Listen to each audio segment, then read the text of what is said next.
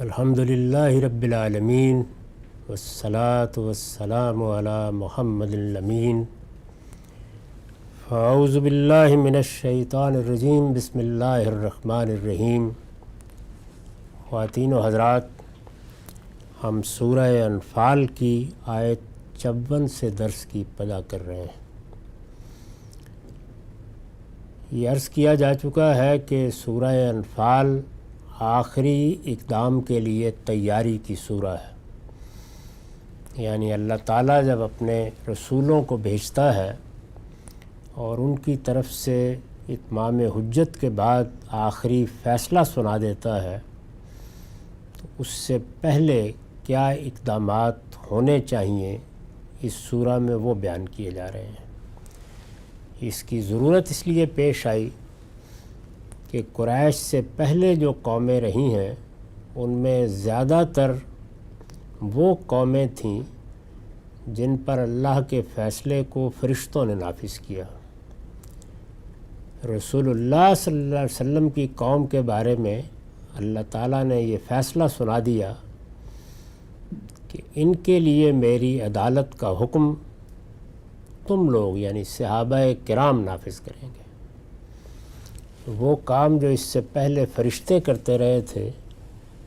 وہ انسانوں سے لینے کا جب فیصلہ ہو گیا اور اس کی وجہ بھی بتا دی گئی تو اب یہ سورہ انفال اس کے لیے تیاری کی ہدایات کر رہی ہے. یہ بتا رہی ہے کہ تمہیں کن کن چیزوں کو درست کرنا ہے، آخری معرکے سے پہلے کیا چیزیں میسر کرنی ہیں. یہ اصل موضوع ہے. اس کو سامنے رکھ کر اب بات یہاں پہنچ گئی تھی کہ رسول اللہ صلی اللہ علیہ وسلم کی قوم کو خطاب کر کے یہ کہا کہ تم ٹھیک اس قانون کی زد میں آ گئے ہو جو اس سے پہلے فرعون کے معاملے میں روبہ عمل ہوا تھا. اس قانون کو بیان کرتے ہوئے یہ بھی بتا دیا کہ فرعون کو جو نعمت، جو عظمت، جو حشمت، جو اقتدار حاصل تھا وہ کس اصول پر دیا گیا تھا، اور اللہ تعالیٰ جب اس کو چھیننے کا فیصلہ کرتے ہیں تو اس کا کیا قانون ہے. اس کو اس سے پیچھے ہم بیان کر چکے ہیں اور تفصیل سے یہ بتایا جا چکا ہے کہ اس قانون کا اطلاق دنیا کی قوموں پر کس طرح ہوتا ہے،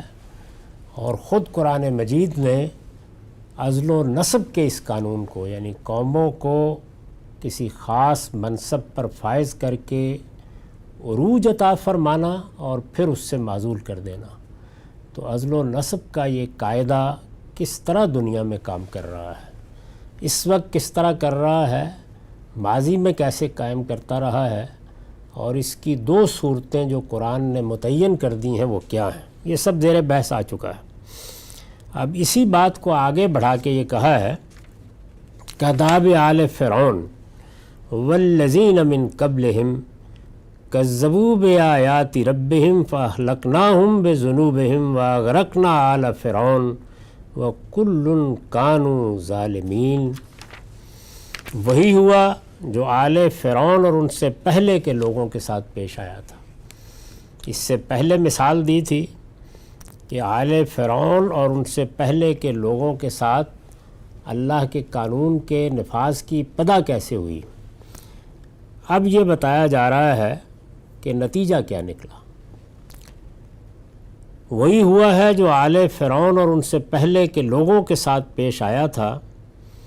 انہوں نے اپنے پروردگار کی نشانیوں کو جھٹلایا. یعنی جب اللہ تعالیٰ کسی قوم کی طرف اپنے رسولوں کو بھیج دیتا ہے تو پھر پے در پے اس کی نشانیاں سامنے آتی ہیں. اس سے مقصد یہ ہوتا ہے کہ کسی کے پاس اللہ کی عدالت میں پیش کرنے کے لیے کوئی عذر باقی نہ رہے. پے در پے نشانیاں سامنے آتی ہیں. چونکہ عام حالات میں قوموں کی تقدیر کے فیصلے صدیوں میں ہوتے ہیں، لیکن رسول کی بعثت کے بعد یہ فیصلہ 10-20 سال میں سنا دیا جاتا ہے. تو اس لیے پے در پے اللہ کی نشانیاں آتی ہیں، یہاں تک کہ پھر وہ اس کو جھٹلانے پر اصرار کرتے ہیں. تو یہ مثال دی ہے قریش کو کہ تمہارے ساتھ اب وہی نتیجہ نکلنے والا ہے، وہ نتیجہ جو فرعون کے لوگوں کے ساتھ نکلا تھا وہ اب تمہارے معاملے بھی نکلنے والا ہے۔ انہوں نے بھی ہماری نشانیوں کو جھٹلا دیا تھا، تم نے بھی جھٹلا دیا، ان کو بھی ہم نے ان کے گناہوں کی پاداش میں اسی دنیا میں پکڑ لیا تھا، تمہیں بھی پکڑنے کا فیصلہ کر لیا گیا ہے۔ انہوں نے اپنے پروردگار کی نشانیوں کو جھٹلایا تو بالآخر ان کے گناہوں کی پاداش میں ہم نے انہیں ہلاک کیا اور فرعون کے لوگوں کو غرق کر دیا۔ یہ سب ظالم لوگ تھے، یعنی وجہ بتا دی کہ چونکہ انسانوں کا اور قومی سطح پر، خاص طور پر قومی سطح پر انسانوں کا ظلم دونوں پہلوؤں سے، یعنی اس پہلو سے بھی کہ انہوں نے اپنی جان پر ظلم کیا، اللہ کے مقابل میں شریک ٹھہرائے،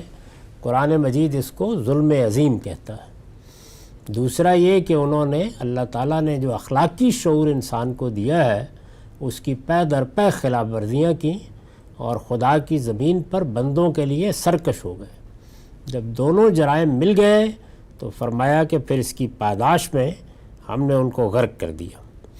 یہاں میں نے لکھا ہے یعنی تنبیہات سے آگے اب وہ نوبت بھی آ گئی ہے۔ تنبیہات اللہ تعالیٰ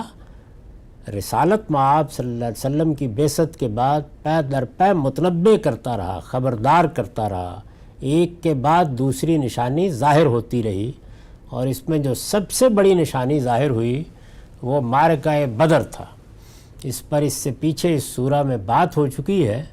کہ یہ معرکہ ایک یوم الفرقان بن گیا، یعنی اللہ تعالیٰ کے لیے حق و باطل کا ظہور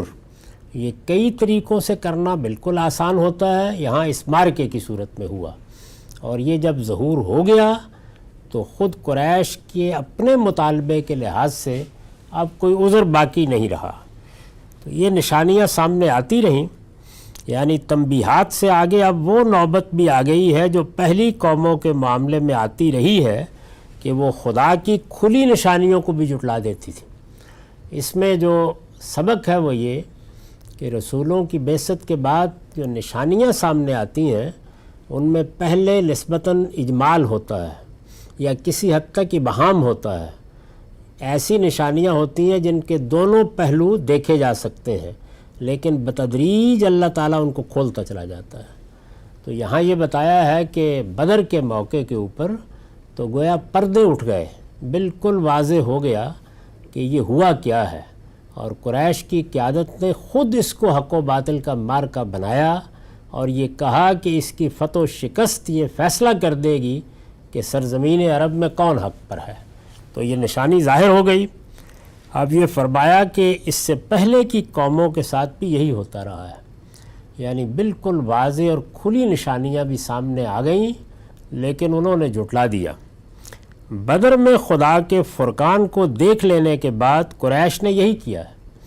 اللہ تعالیٰ نے بدر کو یوم الفرقان کا نام دے دیا ہے، یعنی حق اور باطل میں فیصلہ کرنے والا دن۔ تو فرمایا کہ اس دن جو کچھ ہوا وہ کوئی چھوٹی بات نہیں تھی، وہ خدا کی ایک بڑی نشانی کا ظہور تھا۔ اس میں خود رسالت مآب صلی اللہ علیہ وسلم اور آپ کے ساتھیوں نے بھی دیکھا، جس کو وہ خود بیان کرتے ہیں کہ ہم نے کس کو مارا ہے، باندھ کر ڈال دیے گئے ہمارے سامنے۔ قریش کی پوری قیادت کے بارے میں فیصلہ کر دیا گیا کہ وہ یہاں سے واپس نہیں جائے گی، یعنی یہ معرکہ اب عام فوجوں کا معرکہ نہیں رہا، یہ داد شجاعت دینے کے مقام بھی نہیں رہا، اس میں خدا اور اس کے فرشتے زمین پر آ گئے اور لڑے، اور اس کا نتیجہ یہ نکلا کہ قریش نے جو بات کہی تھی وہ بالکل ٹھیک واضح ہو گئی۔ تو اب یہ ارشاد فرمایا کہ فرعون اور اس کے لشکروں کے لیے اس کا نتیجہ یہ نکلا تھا کہ خدا نے انہیں غرق کر دیا تھا۔ تمہارے لیے یہ نکلا ہے کہ تمہاری پوری قیادت، یعنی معرکوں میں قیادت ہی بچا کرتی ہے، پوری قیادت کھیت رہی ہے، ختم ہو گئی ہے، اور وہ سب کے سب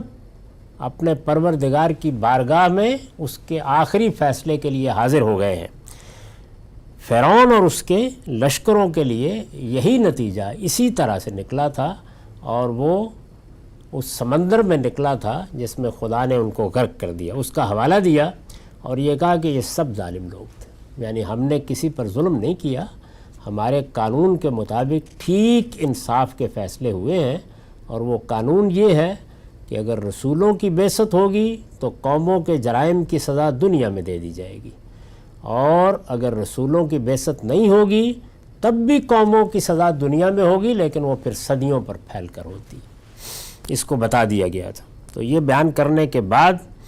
اب یہ سوال پیدا ہوا کہ 2 مرتبہ یہ لفظ آیا ہے کذاب آل فرعون، یعنی اس سے پیچھے آیات میں وہی ہوا جو فرعون کے لوگوں کے ساتھ ہوا، پھر اس کو دہرایا۔ اس میں کیا بات ہے، کیوں یہ بات دہرائی گئی ہے؟ اس پر میں نے لکھا ہے کہ اس تشریح سے واضح ہوا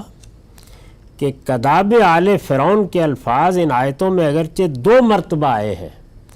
مگر یہ تکرار کے لیے نہیں آئے۔ استاذ امام لکھتے ہیں یہ تکرار نہیں ہے بلکہ دونوں جگہ 2 باتیں بتائی گئی ہیں، یعنی پہلے جب کہا ہے کہ وہی ہوا جو فرعون کے لوگوں کے ساتھ ہوا، وہاں ایک اور بات بتائی گئی ہے، اور جب دوبارہ کہا کہ وہی ہوا جو فرعون کے لوگوں کے ساتھ ہوا تو یہاں اس سے آگے کی ایک بات بتائی گئی ہے۔ یہ تکرار نہیں ہے بلکہ دونوں جگہ 2 باتیں بتائی گئی ہیں۔ پہلے یہ بتایا کہ یہ اسی نوع کی تنبیہ ہے جس نوع کی تنبیہ فرعون اور دوسری قوموں کو کی گئی، یعنی پہلے یہ بتایا تھا کہ فرعون پر بھی اللہ کا عذاب پہلے دن نہیں آ گیا تھا بلکہ ایک لمبا عرصہ گزرا تھا جس میں اللہ تعالیٰ کی طرف سے وارننگ دی جاتی رہی، تنبیہ وارننگ، یعنی ایک قوم کو یہ بتایا جا رہا ہے کہ یہ نتیجہ نکل آئے گا۔ تو پہلے یہ بتایا کہ تمہیں بھی اسی طرح سے تنبیہات کی گئی ہیں، پھر یہ بتایا، یعنی دوسری مرتبہ جب کہا تو پھر یہ بتایا کہ اگر اس تنبیہ سے انہوں نے فائدہ نہ اٹھایا تو بالآخر ان پر بھی اسی طرح فیصلہ کن عذاب آ جائے گا جس طرح ان قوموں پر آیا۔ تو دونوں جگہ مثال الگ الگ پہلو سے دی ہے۔ پہلے یہ مثال دی کہ جیسی تنبیہات فرعون کے لوگوں پر نازل کی گئیں، قریش کے لوگوں تم پر بھی یہی نازل ہو رہی ہیں، اور دوسری جگہ یہ بتایا کہ جو انجام ان کا ہوا، جو نتیجہ ان کے لیے نکلا، تمہارے لیے بھی وہی نکلے گا، اور اب اس کے نکلنے کا وقت آ گیا ہے۔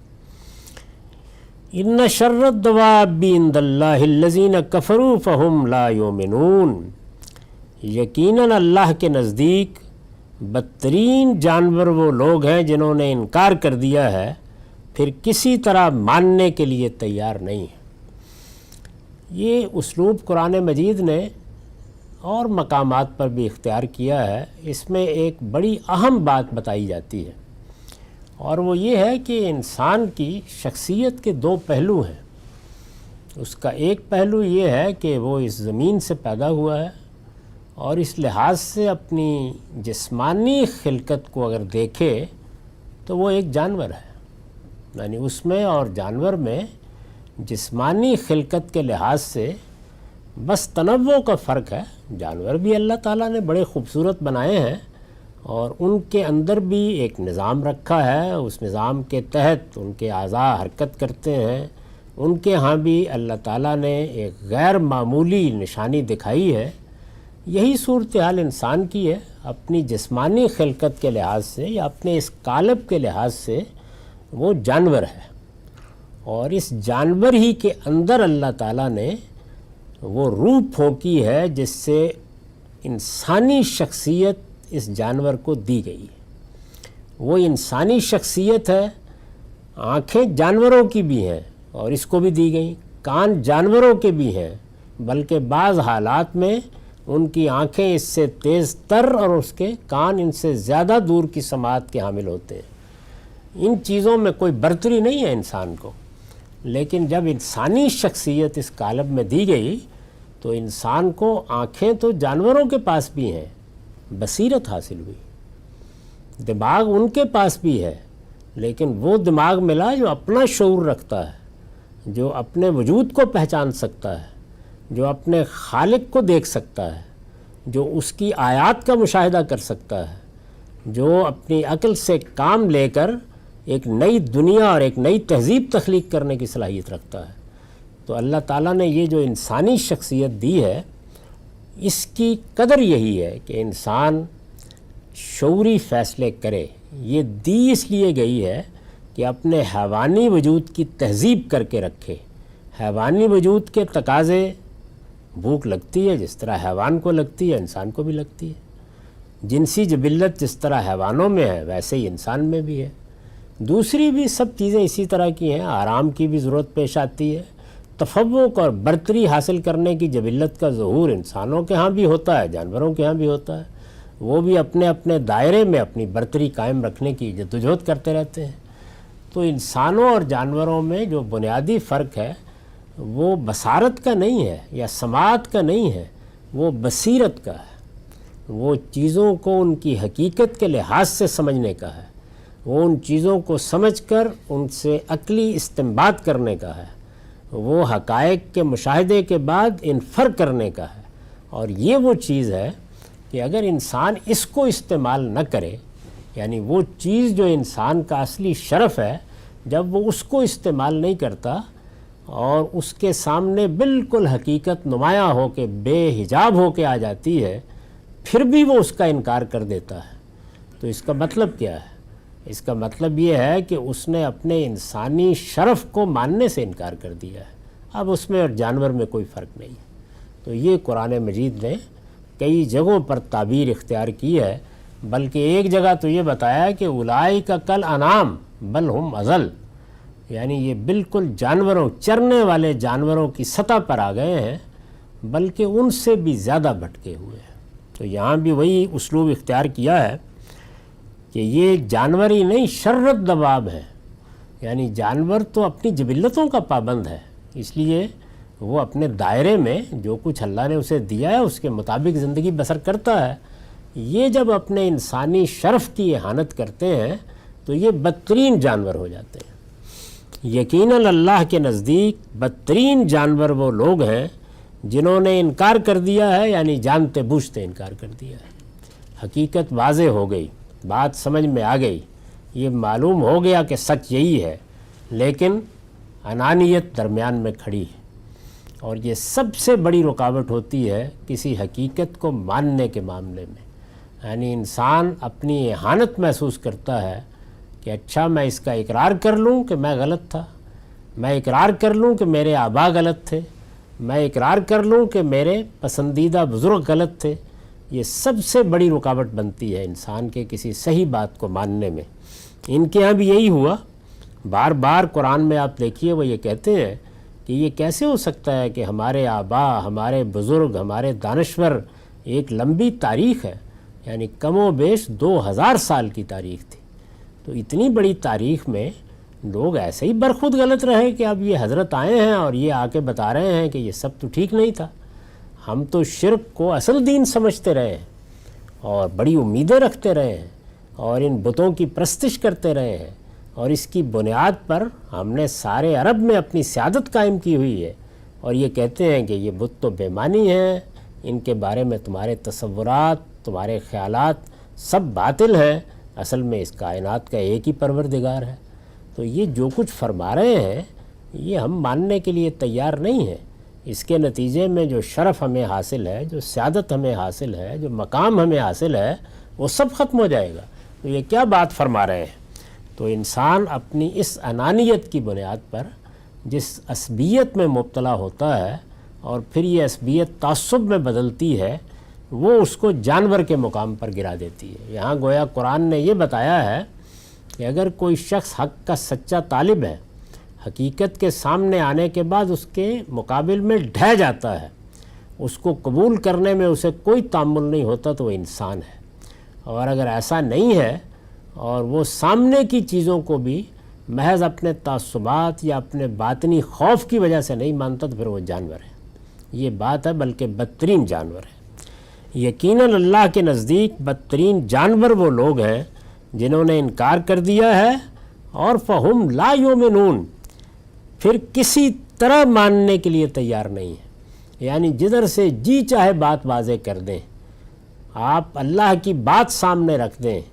آپ فرشتوں کی بات سامنے رکھ دیں، آپ نبیوں کی تاریخ سامنے رکھ دیں، جو چیز چاہے سامنے لے آئیں، یہ ماننے والے نہیں ہیں. اس پر میں نے لکھا ہے اس لیے کہ انسان اسی وقت تک انسان ہے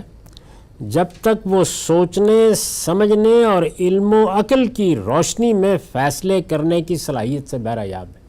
انسان کا اصلی شرف یہی ہے، اگر یہ نہیں تو اس کو انسان کہلانے کا کوئی حق نہیں ہے۔ وہ کیا ہے؟ جب تک وہ سوچنے سمجھنے اور علم و عقل کی روشنی میں فیصلے کرنے کی صلاحیت سے بہرہ یاب ہے، یعنی وہ صلاحیت اس کو حاصل ہے جس کو انسان کہنے کا ہمیں حق بنتا ہے۔ یہ صلاحیت حاصل نہیں ہے تو پھر اصل میں اگر وہ خواہشوں کا پیرو ہے اور انہی کے طریقے کے اوپر جیسے جانور ایک کے بعد دوسری چیز پر منہ مارتے چلے جاتے ہیں زندگی بسر کر رہا ہے، تو پھر کیا محض اس لیے کہ اس کا نام انسان ہے اس کو انسان کہا جائے گا؟ پھر وہ انسان کہلانے کا مستحق نہیں ہے۔ یہ صلاحیت ختم ہو جائے تو اس میں اور جانوروں میں کوئی فرق باقی نہیں رہ جاتا۔ آیت میں شرت دواب کے الفاظ آئے ہیں، یعنی بدترین جانور، ان میں جو زور اور شدت ہے اس کی وضاحت پیچھے آیت 22 کے تحت ہو چکی ہے، یعنی یہ بتایا جا چکا ہے کہ یہ اسلوب اللہ تعالیٰ نے اس شدت کے ساتھ کیوں اختیار کیا۔ تو اب آگے فرمایا کہ الذین عاہدت منہم ثم ینقضون عہدہم فی کل مرہ وہم لا یتقون، یعنی ویسے تو یہ سارے ہی سطح پر اتر چکے ہیں، لیکن خاص کر وہ لوگ جن سے اے پیغمبر تم نے عہد لیا، پھر ہر مرتبہ وہ اپنا عہد توڑ دیتے ہیں اور ذرا نہیں ڈرتے کہ اس کا نتیجہ کیا ہوگا۔ یہ خاص اشارہ ہے مدینہ میں آنے کے بعد جس قوم سے واسطہ پڑا، یعنی یہود۔ قریش کا معاملہ تو یہ تھا کہ وہ بنی اسماعیل تھے، رسالت مآب صلی اللہ علیہ وسلم کی اپنی قوم تھے، مکہ میں انہی کے ساتھ زیادہ تر معاملہ رہا۔ گرد و پیش سے اگر لوگ آ کے ایمان قبول کرتے تھے یا کوئی سوالات کرتے تھے تو وہ بھی اصلاً قریش کے زیر اثر ہی ہوتے تھے، لیکن یہ یہود ان سے براہ راست معاملہ کرنے کا موقع یہیں آ کے ملا۔ تاریخ سے معلوم ہوتا ہے کہ مدینہ آنے سے پہلے 20 کے قریب مسیحی تو آ کے مسلمان ہوئے اور اپنے علاقوں کو چلے گئے مکہ ہی میں، لیکن یہود کے معاملے میں کوئی معلومات نہیں ملتی۔ یہود کے ساتھ یہیں آ کے سابقہ پیش آیا اور یہاں ان کو ایک خاص حیثیت حاصل تھی۔ اگرچہ مدینہ میں اصل آباد کار تو اوس اور خزرج کے قبیلے تھے، لیکن ان کو بھی مال میں، تجارت میں، معاملات میں اور خاص طور پر علم کے معاملے میں ایک بڑی برتری حاصل تھی، اور مدینہ میں ان کی گڑیاں تھیں اور ان کے بڑے قبیلے وہاں آباد تھے۔ تو یہاں اب بتایا ہے کہ جب خدا کے پیغمبر یہاں آئے تو آ کر شہر کے معاملے میں، اس کی مدافعت کے معاملے میں کچھ معاہدات کیے گئے۔ یہ وہی معاہدات ہیں جن کو اب جامع تعبیر میں میثاق مدینہ کہا جاتا ہے، یعنی اس میں کچھ معاہدات اوس و خزرج کے ساتھ ہوئے، کچھ معاہدات وہاں کے یہود کے ساتھ ہوئے۔ یہ دوسرا دور تھا، اس میں رسالت مآب صلی اللہ علیہ وسلم کو ایک طرح کا اقتدار حاصل ہو گیا تھا یثرب میں، یعنی ایک چھوٹی سی قبائلی نوعیت کی ریاست سی بن گئی تھی۔ تو اس میں اب یہ ضروری تھا کیونکہ اس زمانے میں یہ آئین اور دستور اور اس طرح کی چیزیں تو ابھی وجود میں نہیں آئی تھیں، تو معاہدات کیے جاتے تھے مختلف قوموں کے ساتھ، یعنی مختلف کانٹریکٹ جو تھے وہ سائن ہو جاتے تھے۔ تو اس طرح کے معاہدات کیے گئے ان کے ساتھ بھی، یہ ان کی طرف اشارہ کیا۔ خاص کر وہ لوگ جن سے اے پیغمبر تم نے عہد لیا، پھر ہر مرتبہ وہ اپنا عہد توڑ دیتے ہیں۔ مطلب یہ ہے کہ وہ تو انکار کی وجہ سے بدترین جانور بن گئے، یہ اس سے آگے بڑھے ہیں، اور یہ عہد کر کے بھی اس پر قائم نہیں رہتے، تو پھر انسانیت نام کی کیا چیز باقی رہ گئی اور اخلاقی وجود کی کیا عزت باقی رہ گئی، اور ذرا نہیں ڈرتے کہ اس کا نتیجہ کیا ہوگا۔ اس پر نوٹ ہے، یہ اشارہ یہود اور بعض دوسرے قبائل کی طرف ہے جن سے رسول اللہ صلی اللہ علیہ وسلم نے ہجرت فرمانے کے بعد حسن جوار اور باہمی تعاون اور مددگاری کے معاہدے کر لیے تھے۔ حسن جوار یعنی ہم اب پڑوسی ہیں، ہم بھی یہیں آباد ہیں، جو لوگ مسلمان ہو رہے ہیں وہ بھی اسی شہر میں رہتے ہیں، اگرچہ شہر تو آپ اندازہ کیجئے کہ یہ بتایا جاتا ہے کہ بس اتنا ہی تھا کہ جتنے رقبے میں اس وقت مسجد نبوی بنا دی گئی ہے، ایک چھوٹا سا گاؤں کہیے، چھوٹا سا قصبہ کہیے، لیکن ایک دوسرے کے ساتھ پڑوس کے معاملات کے لیے جو چیزیں ضروری ہوتی ہیں وہ کچھ طے کی گئی کہ جب ہم ایک شہر میں رہتے ہیں، ایک جگہ رہتے ہیں، تو اس میں ایک دوسرے کے ساتھ ذمہ داریوں کی یہ نوعیت ہوگی جس کا ہم خیال رکھیں گے۔ دوسرا یہ تھا کہ باہمی تعاون کیا جائے گا، یعنی اس لیے بھی تعاون کیا جائے گا کہ شہر کے معاملات کو دیکھنا ہے، اس لیے بھی تعاون کیا جائے گا کہ شہر خطرے میں ہے۔ قریش کی طرف سے ہر وقت اندیشہ تھا کہ وہ خود حملہ آور ہوں گے یا دوسروں کو چڑھا لائیں گے، تو رسول اللہ صلی اللہ علیہ وسلم نے جو معاہدے کیے وہ اس وقت تاریخ میں مذکور ہیں، ان کو پڑھ کے دیکھا جا سکتا ہے کہ ان کے پیچھے یہی چیز تھی کہ لوگ اس چیز کو محسوس کر لیں کہ یہ سب ہمارے شہر کے ساتھ ہوگا، اور جب شہر ہمارا ہے تو خواہ مسلمانوں پر حملہ ہو، یہود پر حملہ ہو، شہر پر حملہ سب پر حملہ سمجھا جائے گا اور اس کا مقابلہ بھی سب مل کے کریں گے۔ تو اس طرح کے کچھ معاہدات تھے جو کر لیے گئے تھے، اور اس میں یہ چیزیں بھی طے کر لی گئی تھیں کہ اگر کوئی حادثہ ہو جاتا ہے، کوئی مارا جاتا ہے، تو اس میں دیت کے معاملات جو اس زمانے کا رواج تھا وہ کیسے طے کیے جائیں گے۔ تو اس طرح کے معاہدات اوس و خزرج کے مابین بھی ہوئے اور ان کے ساتھ بھی ہوئے، تو یہ معاہدے کر لیے گئے تھے۔ لیکن جس طرح کے حالات کے لیے یہ معاہدے کیے گئے تھے، یعنی ان معاہدوں میں ایک تو امن کا زمانہ تھا، اس میں تجارت ہو رہی ہے یا بازار آباد ہے یا کچھ باہمی معاملات ہو رہے ہیں، اس میں بھی کچھ اچھا رویہ ان لوگوں نے اختیار نہیں کیا۔ لیکن جب نازک حالات آ گئے، یعنی اگر معاہدہ کرنے کا اصلی مقصد یہی تھا کہ کوئی جنگ درپیش ہو جائے، کوئی حملہ ہو جائے، شہر خطرے میں آ جائے، تو وہاں مل کر کیا کرنا ہے، تو جب وہ حالات پیش آئے تو بدعہدی کر کے پیچھے بھاگ گئے، تو یہ صورتحال ہوئی۔ لیکن جس طرح کے حالات کے لیے یہ معاہدے کیے گئے تھے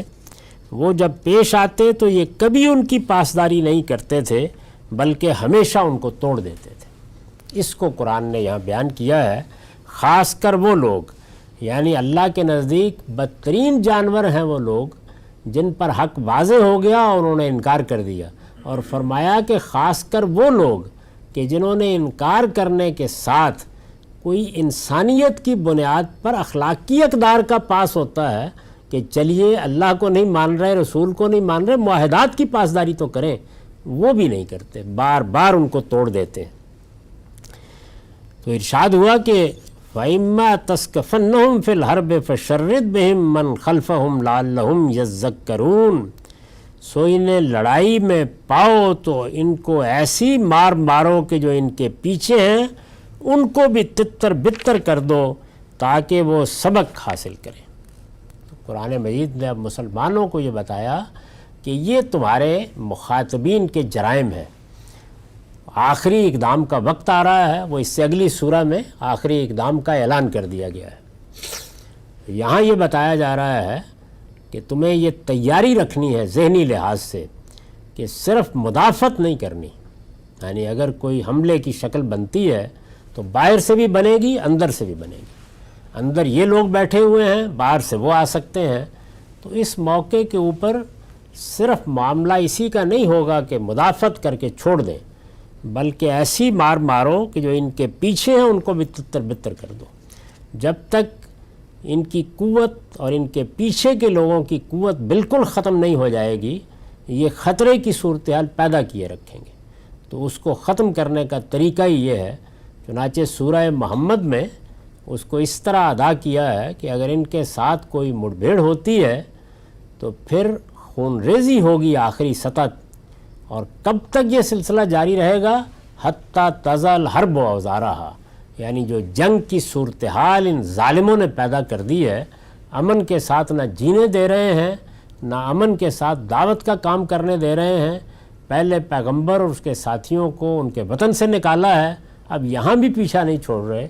تو پھر جب تک جنگ کرنے کی ان کی قوت ختم نہیں ہو جاتی اور یہ بالکل تتر بتر ہو کر نہیں رہ جاتے، اس وقت تک اقدام جاری رہے گا۔ تو اس میں یہ بتا دیا گیا تھا، تو ان کے جو پیچھے ہیں ان کو بھی مار مار کر تتر بتر کر دو۔ جو پیچھے ہیں وہ کون ہیں؟ میں نے عرض کیا کہ اس میں سے یہود بھی ہیں اور بعض دوسرے قبائل کے لوگ بھی تھے،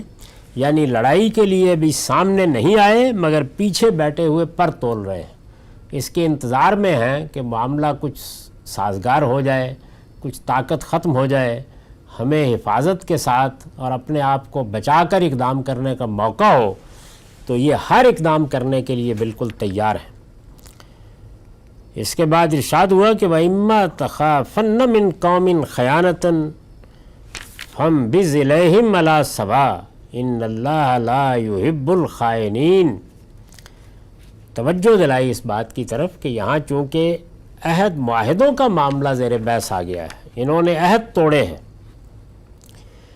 اور جب عہد توڑے ہیں تو انسان کے اندر ایک رد عمل ہوتا ہے کہ یہ عہد کی پابندی نہیں کرتے تو ہم کیوں کر رہے ہیں، یعنی یہ انسان کے اندر یہ چیز پیدا ہو جاتی ہے۔ تو قرآن مجید نے جب ان کے معاہدات کی پابندی نہ کرنے اور بار بار ان کو توڑنے کا ذکر کیا تو یہ اس کے بعد فرمایا کہ تم لوگ البتہ ہر حال میں عہد کی پابندی کرو، یعنی یہ مسلمان کا کام نہیں ہے کہ وہ عہد کی پابندی میں کوتاہی کرے، یہ مضمون یہاں مقدر ہے۔ اس پر آگے عطف کر کے کہا ہے کہ اور اگر کسی قوم سے بدعہدی کا اندیشہ ہو، یعنی ظاہر ہے کہ عہد معاہدات کی پابندی یک طرفہ تو نہیں ہو سکتی، ہدایت تو یہی ہے کہ اپنی طرف سے کسی عہد کی، کسی معاہدے کی خلاف ورزی نہ کی جائے، لیکن اگر یہ صاف نظر آ رہا ہو کہ دوسرا پیٹھ میں چھرا گھونپنے کے لیے تیار بیٹھا ہوا ہے تو فرمایا اور اگر کسی قوم سے بدعہدی کا اندیشہ ہو تو ان کا عہد اسی طرح برابری کے ساتھ ان کے آگے پھینک دو،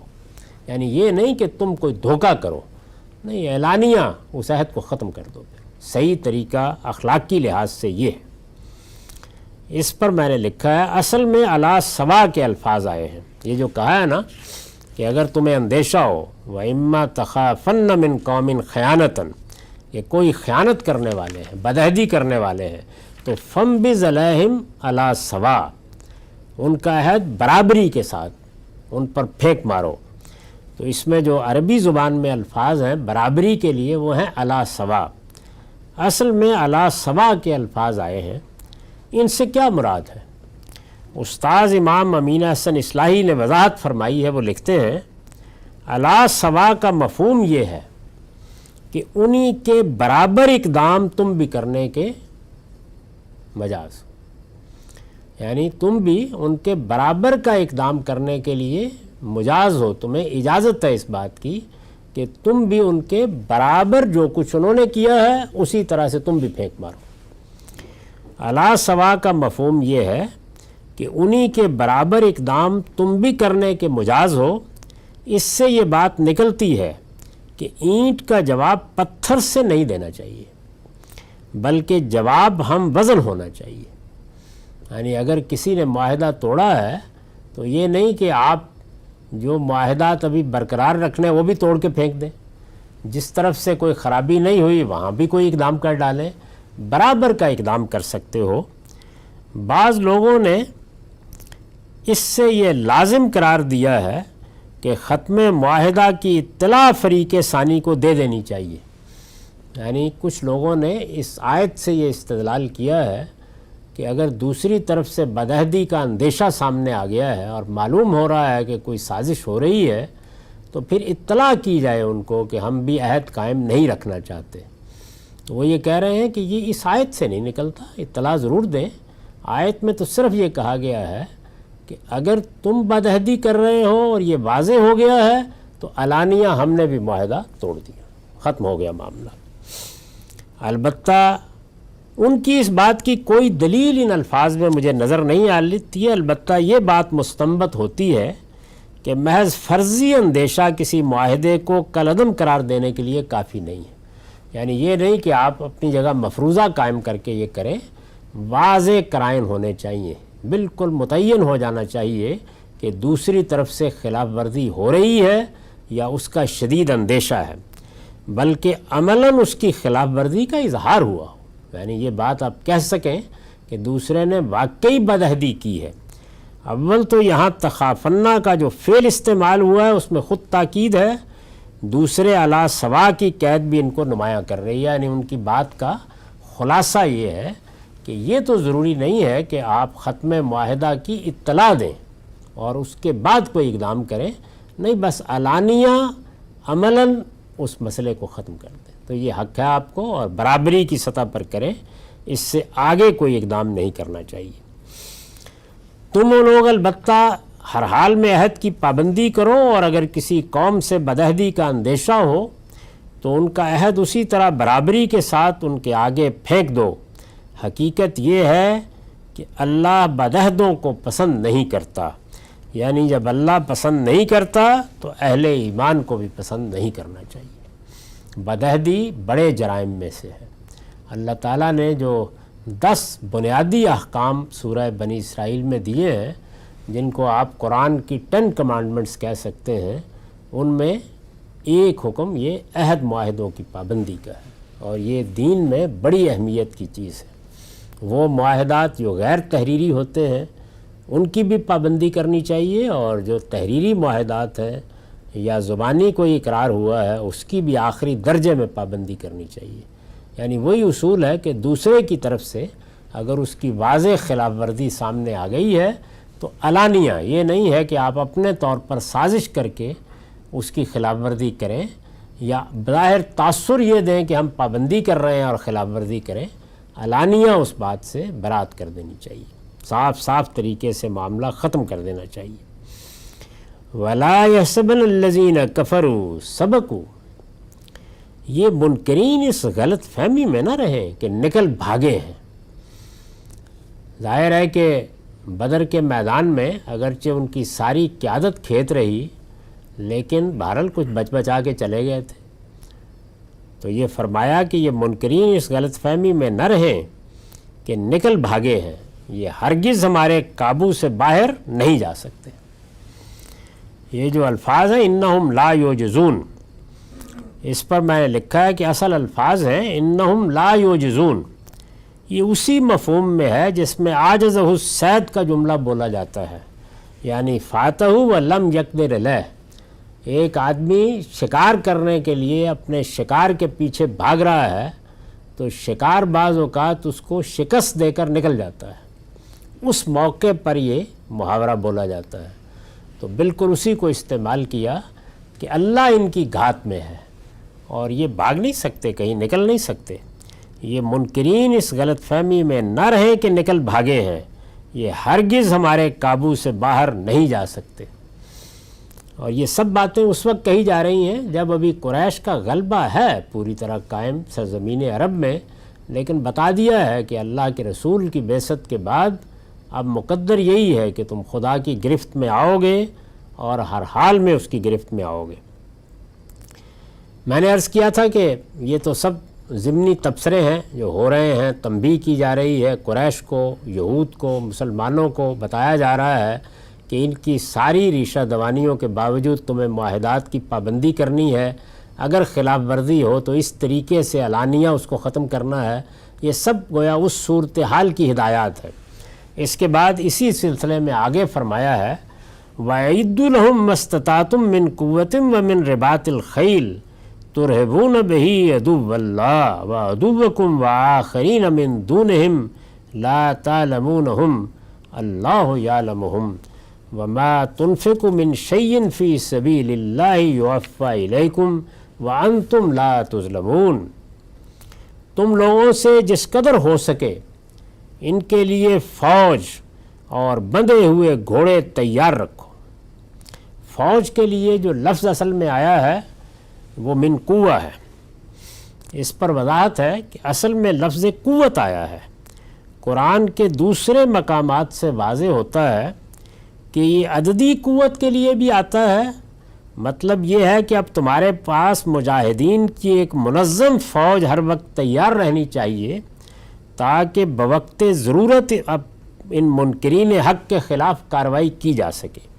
یہ نہ ہو کہ جب کسی جنگی مہم کی صورت پیش آئے تو رضاکاروں کو اکٹھا کرنا شروع کر دو۔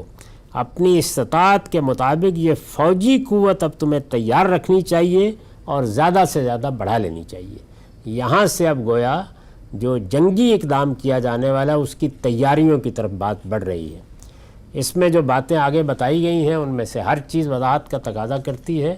اس درس کا وقت ختم ہو گیا۔ اقول قولی ھذا واستغفر اللہ لی ولکم ولسائر المسلمین۔